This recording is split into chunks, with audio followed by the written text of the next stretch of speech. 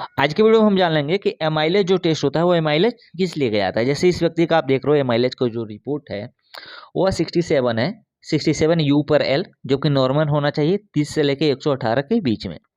तो जो एमाइलेज होता है दोस्तों, ये हमारे पैंक्रियाज के सलाइवरी ग्लैंड में यह बनता है। ठीक, तो बेसिकली ये जान लो जो एमाइलेज का जो टेस्ट होता है वो हमारे पैंक्रियाज की स्थिति जानने के लिए किया जाता है। यानी कि आपके शरीर में जो पैंक्रियाज है वो किस तरह से काम कर रहा है, उसकी स्थिति क्या है, यह जानने के लिए यह टेस्ट हमको करना पड़ता है। जो एमाइलेज का जो वैल्यू होता है वो सिग्निफिकेंटली इंक्रीज हो जाता है अगर किसी व्यक्ति को अगर एक्यूट पैंक्रेटाइटिस अगर हुआ है, या ओवेरी लंग अगर हुआ है, कोलोस्टाइटिस अगर हुआ है, रेनल डिसीज अगर हुआ है, तो उस कंडीशन में देखोगे ये जो होता है ये बढ़ जाता है। लेकिन किस कंडीशन में ये कम होता है?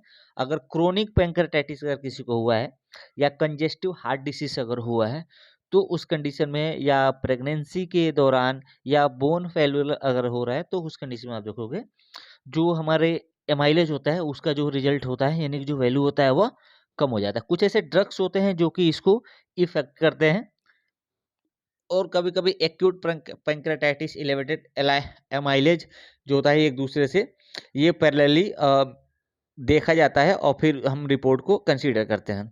तो बेसिकली आप ये जान लो कि आपका जो पैंक्रियास है वो ठीक से काम कर रहा है कि नहीं, उसमें किसी तरह की कोई प्रॉब्लम है कि नहीं, यह जांचने के लिए जो एमाइलेज का जो टेस्ट होता है डॉक्टर वो टेस्ट रिकमेंड करते हैं।